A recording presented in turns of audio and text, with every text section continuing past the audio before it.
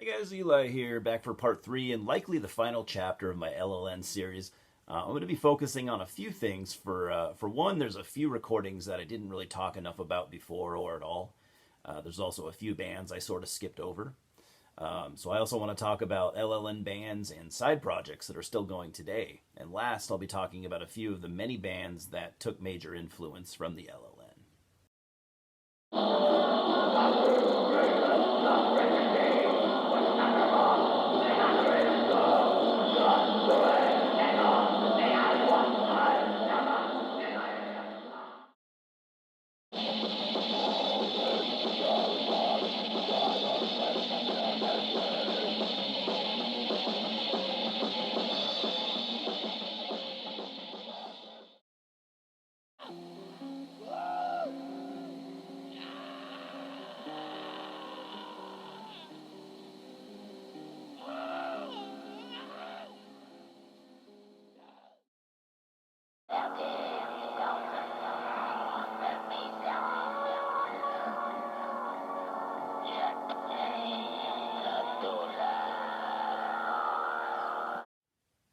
Amaka Hahina was a dark ambient project of the Black Lord Bel'Theth Rim, also known for Torgeist, Torture, and Vermeth, who I'll be talking about a little bit later.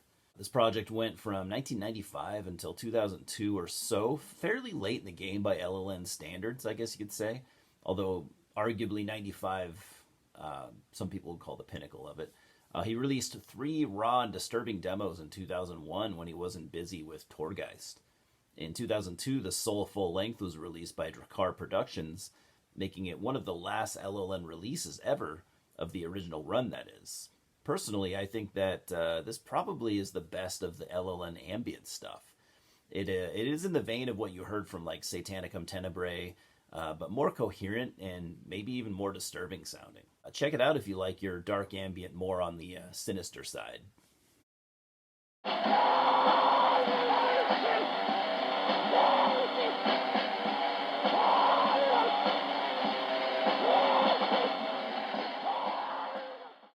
Belethauser was a solo project from back in the LLN early days, led by Chris Agrazabeth, who played drums in Mutilation back in 1994. Belethauser released 2 demos, the first being Melancholy of Evil Souls in 1993, and the second simply called Demo 94 in 1994. Melancholy of Evil Souls is, I think, a bit overlooked compared to the other bands releasing demos in 93. It pretty much has all the charm you look for in a good LLN demo. Sloppy drumming, raw production, buzzing riffs, and a unique vocal style. Chris Agrazabeth also opted to write longer, somewhat ambitious songs. 2 of the 3 songs on this demo are close to or exceeding the 9-minute mark. Pretty crazy. So I'd say while exploring the LLN, don't skip Belethauser like I did for the longest time.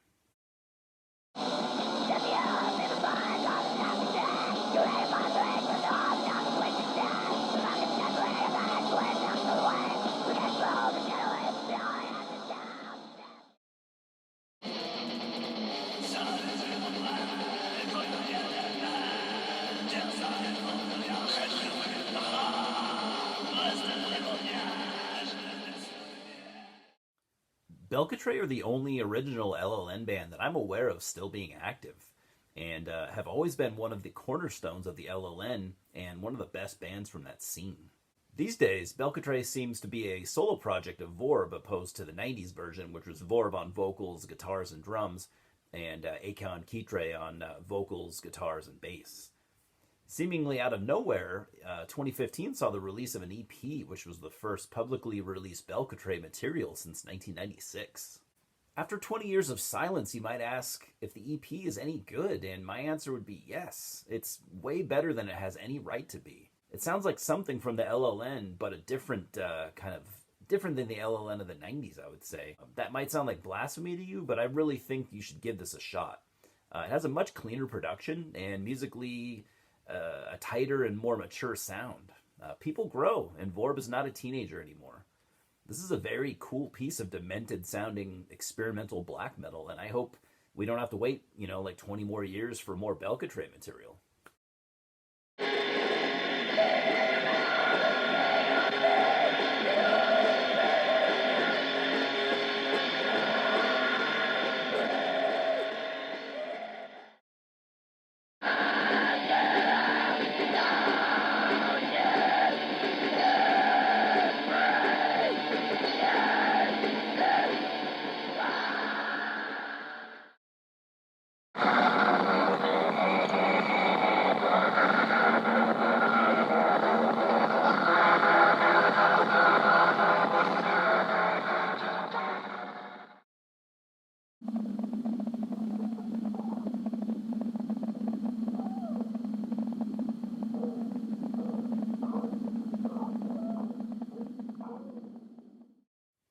This was a dark ambient project, one of the many projects of Vorb, one of the busiest LLN members, of course. There was only one release, which was this demo from 1995. This was hardly one of the more popular LLN releases, and probably why I didn't cover it in the previous videos. As with most LLN releases, it was a very limited tape shared only inside the LLN circle. There is at least one bootleg version that I know about, and it's not too hard to figure out why it wasn't bootlegged more often. Vorb was the guy behind Moevot, so it's not like he wasn't able to make good dark ambient. This demo is one 10-minute track that, in my opinion, never really goes anywhere, but don't take my word for it and maybe give it a shot.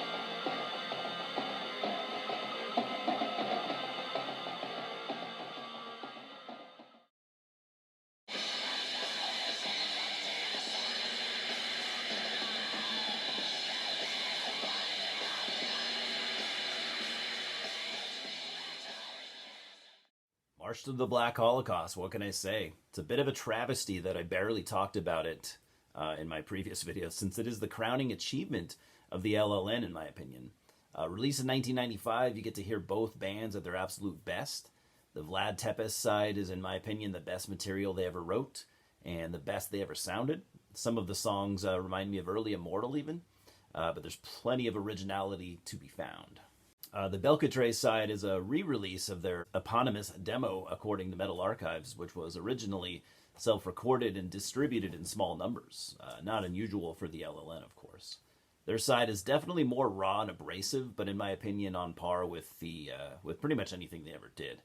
I love Belcatre, and they might be my favorite band of the LLN, but the Vlad Tepes side is just too awesome for me not to notice. This split is also one of the few LLN releases that was officially released. Embassy Productions originally released it in 1995, and Drakkar re-released it in 2013. All other versions are bootlegs. If you only check out one LLN release, this should be the one. Now I'm going to be talking about offshoot bands, bands that LLN members formed after the LLN was dissolved, but still kept the spirit alive very much.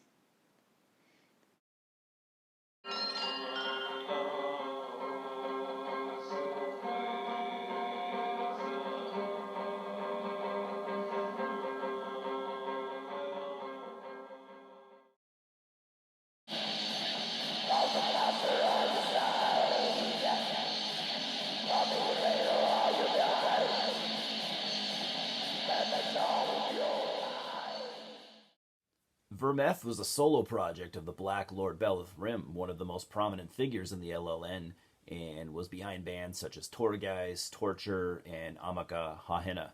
Vermeth started around 2000 or so, and the debut album titled Your Ruin was released in 2001 by Drakkar Productions. If you're a Torgeist fan and miss the glory days of the LLN, this is absolutely for you. Despite being a band signed to a label and it not being the 1990s anymore, this album still has the same raw production and was even recorded at the Black Legion studio in France. This album is full of hate and contempt for humanity and keeps the old LLN spirit alive 100%.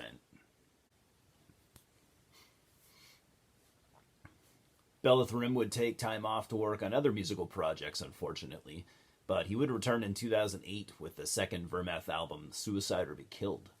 Released again by Drakkar Productions, and with some classic-looking Chris Moyen artwork, Vermeth are back with a vengeance. He brought a drummer with him this time, Valgarm of French band Svartfell. This album is still as raw as ever, but produced a little bit louder and a little more audible. Both Vermeth albums should be mandatory for all LLN fans. Sadly, this project has been quiet since 2008, so we'll have to wait and see what the future holds.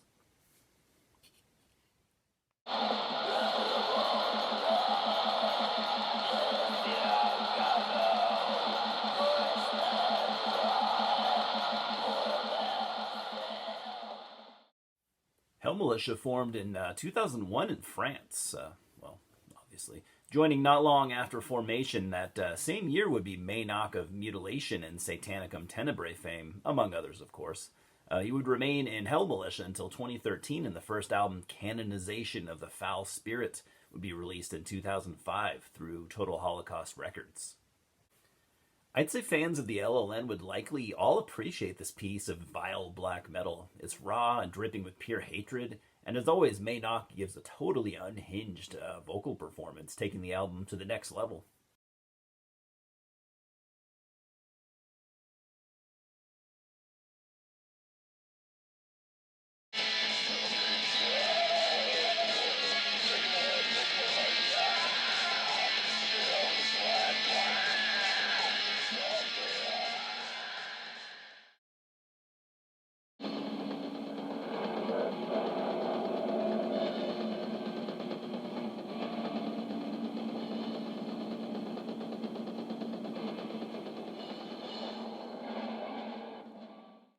Now, this band is a collaboration between Vorb and two members from what is known as the AAAA Collective, which consists of a group of Japanese black metal bands and is very much inspired by the LLN. This band started in 2017 and has so far yielded a handful of very limited demos with Vorb on vocals and guitars, and the other two members on vocals and drums. The triple vocal attack makes for a very maniacal and unpredictable performance. These demos sound like kind of like lost LLN recordings from like maybe 1995. Raw production, discordant, frantic riffing, and ultra depraved howling vocals. These demos were only available on cassette and in very small numbers, unfortunately.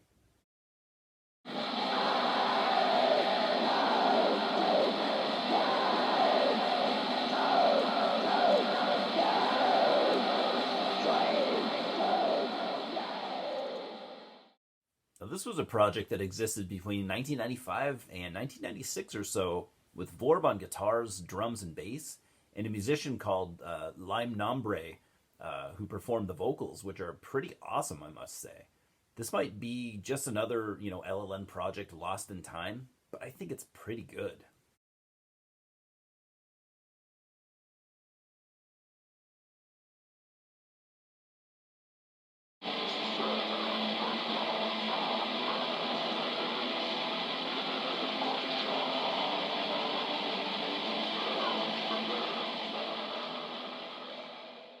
Recluse were a kind of a controversial black metal solo project formed by Phil McSorley, formerly of the US band Cobalt.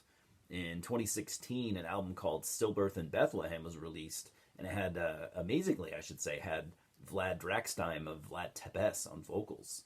The album is raw but better produced than anything Vlad had previously worked on, and he sounds absolutely monstrous here. I definitely recommend this to all fans of the LLN.